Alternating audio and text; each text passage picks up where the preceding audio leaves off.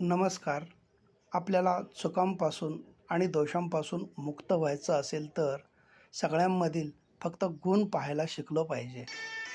जिथं डोळे बंद करून विश्वास ठेवला जातो, तिथंच विश्वासघाताचा धोका अधिक असतो.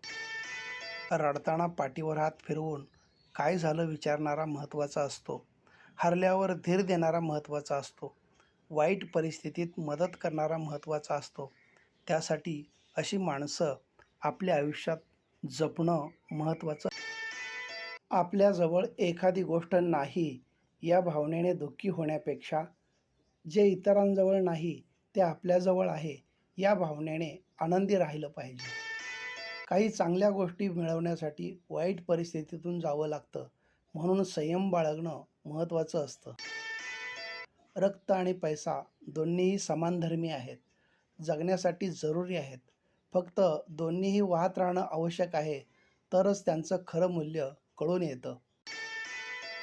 आयुष्यात कशामागेही इतकी धावधाव, पळापळ करूच नये.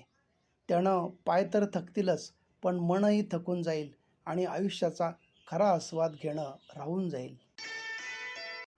अहंकार हा वाऱ्यासारखा असतो.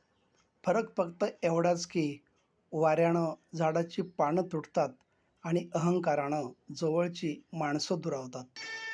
चूक नसतानाही केवळ वाद टाळावा म्हणून घेतलेली माघार संयमाचं फार मोठं प्रतीक आहे.